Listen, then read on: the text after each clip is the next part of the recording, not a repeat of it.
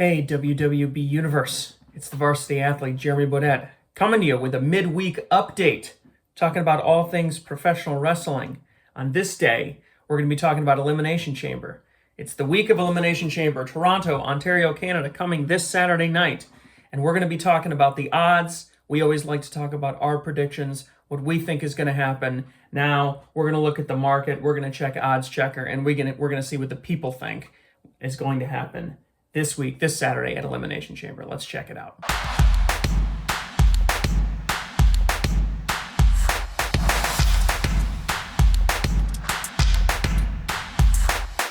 All right, gang, welcome back to Wrestling with the Business. I am the varsity athlete, Jeremy Baudet. Let's do some housekeeping. First thing, please, guys, like, comment, share, subscribe. The subscriptions keep going up. We love it. We love you. Keep showing us the love so that we can give it right back to you. We got some really cool stuff coming up this week, some really cool content, some local wrestling shows we're going to be checking out. Obviously, there's a lot of really great stuff coming up with AEW Revolution we're going to be covering. There's a lot of great stuff coming up with Elimination Chamber, which we're going to be talking a little bit about on this video and on this Friday's show, our go-home show for Elimination Chamber. So please give us some love and subscribe to our channel so we can keep doing this for you. All right, so Elimination Chamber, Toronto, Ontario, Canada, this weekend, Saturday night. We got 4 matches on the card.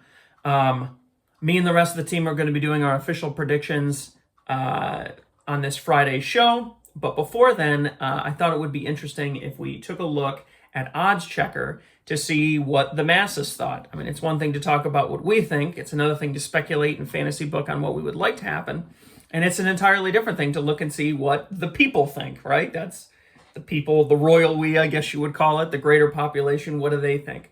So there's only 4 matches. Let's go through each one quickly, look at the odds. I'll give you my take, see what I think of it, and you guys can let me know what you think in the comments below.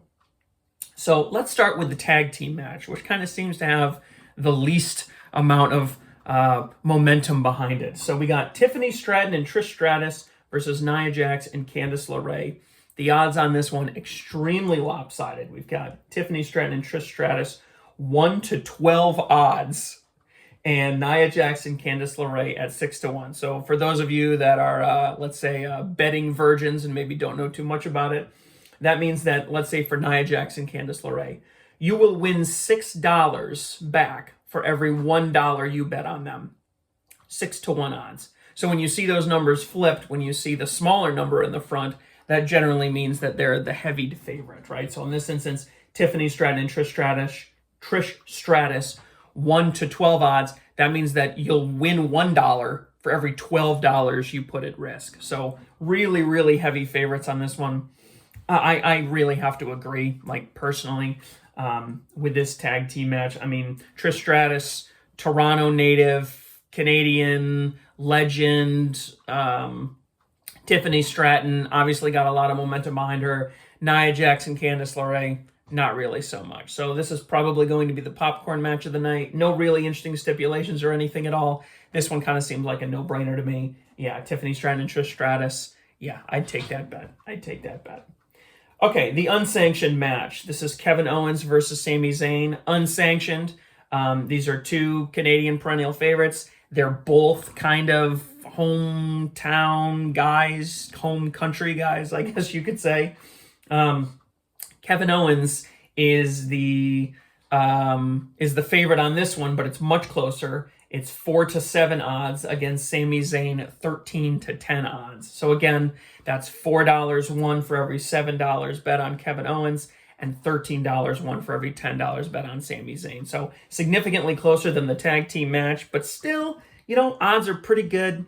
Kevin Owens is going to go over on this one. I think that we did touch on this briefly on last Friday's show, and yeah, I think the gang kind of leaning that way as well. There's really not a lot of momentum behind Sami Zayn. Kevin Owens just coming off of a big title match with Cody Rhodes. So it makes a lot of sense after the Royal Rumble that he's going to come out, and hopefully it's just going to be like some hometown love. They're just going to have a barn burner match, and that's going to be that. I don't think there's going to be too much coming out of it. All right, moving on. The women's #1 contender Elimination Chamber match. This one, very interesting odds.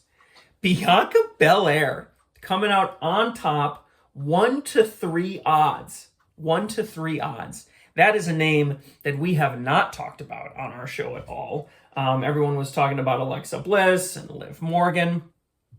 But Bianca Belair seriously leading the charge on this one. Alexa Bliss coming in second with 9 to 2 odds. Liv Morgan 6 to 1 odds. And Roxanne Perez at 10 to 1 odds. The other women, there's no odds being taken at all. No bets have been placed on any of the other women. It's going to be the same thing on the men's match. You're going to see not all the men in the match are listed, just the ones with really odds that have been wagered. So Bianca Belair, 1 to 3, heavy favorite when you compare it to the other women in the match. I don't know why. I really can't understand. Obviously, this is a number 1 contenders match, so this is going to be who you want to go up for the women's world title. This would be against Rhea Ripley. I'm not sure why you'd want Bianca Belair to do that as opposed to Alexa Bliss. Alexa Bliss and Rhea Ripley seems like a much more interesting WrestleMania level event. Although that being said, Alexa Bliss just did get bumped to SmackDown, which is probably why the odds shifted this way. Not making for a very interesting Elimination Chamber match if WWE does decide to stick to their guns. And, with the whole brand split, whatnot, we do have Charlotte Flair going for the championship after her Royal Rumble win. So, yeah, there's where we are. Would I take that bet? Liv Morgan, I think, she just came off a pretty heavy feud with Rhea Ripley, so there's probably going to be some fatigue there, some fan fatigue.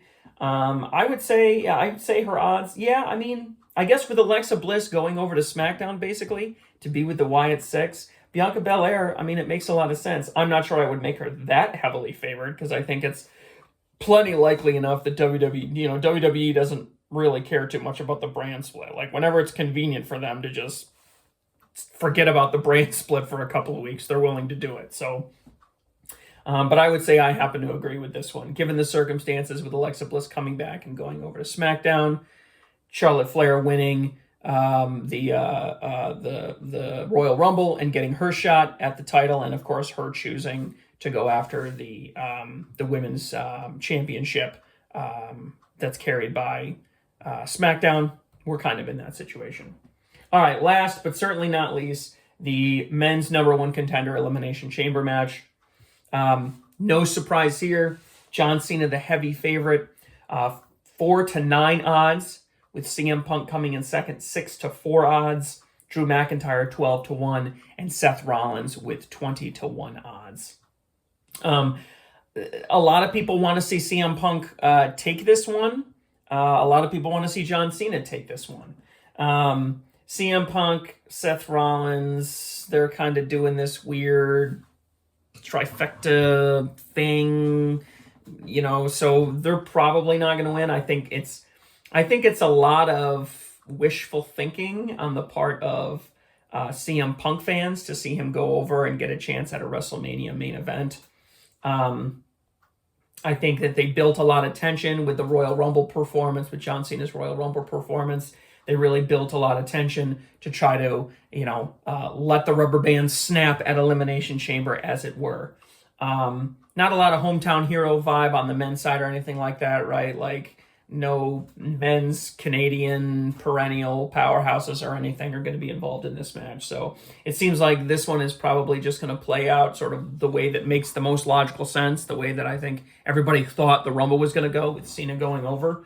I will say this, I have been checking these over the course of the last 24 hours or so. It's still early in the week. Right now it's only Tuesday, so things can change drastically, right? If injury reports come out or somebody gets surprisingly released or something like that. Lord knows what could happen between now and Saturday. But I will say that the odds have sort of been coming down. Like, a lot of the support that was behind McIntyre and Rollins has sort of shifted.